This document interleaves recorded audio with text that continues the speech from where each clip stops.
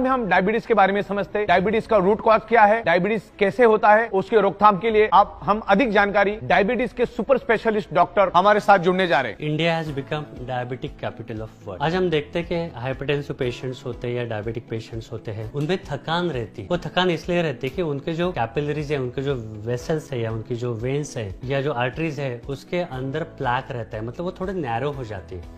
और नैरो होने की वजह से उसमें से जो जाने वाला जो ब्लड सप्लाई होता है वो थोड़ा सा कम हो जाता है, और उसके वजह से वो सप्लाई जिस ऑर्गन की तरफ जा रहा है, हार्ट की तरफ जा रहा है, ब्रेन की तरफ, किडनी की तरफ या मसल की तरफ, तो वो कम होने की वजह से उस ऑर्गन का फंक्शन बहुत तरीके से कम हो जाता है और इंसान को थकावट लगने लगती है। अगर ये थकावट से अपने को बचना है तो जो कैपिलरीज है उनको क्लीन रखना पड़ेगा, वेसल्स को क्लीन रखना पड़ेगा। किसी भी ऑर्गन को काम करने के लिए ऑक्सीजन की जरूरत, फ्यूल की जरूरत होती है, तो ऑक्सीजन फ्यूल वही अगर नहीं मिला तो ऑर्गन काम नहीं कर पाएगा।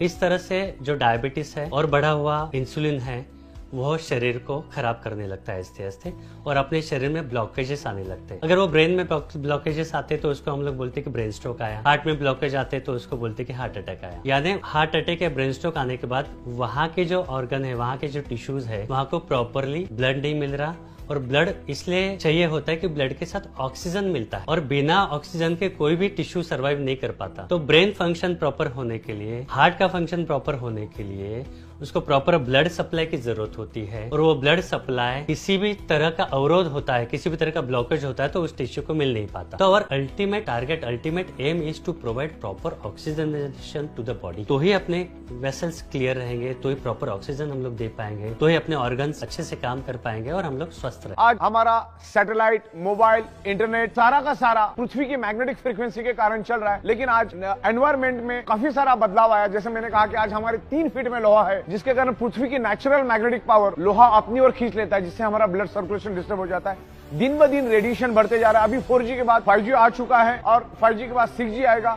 तो रेडिएशन भी हमारे ब्लड सर्कुलेशन को फ्लैक्चुएट करता है, डिस्टर्ब करता है। उसके कारण भी हमारे शरीर में ऑक्सीजन की कमी निर्माण होती है।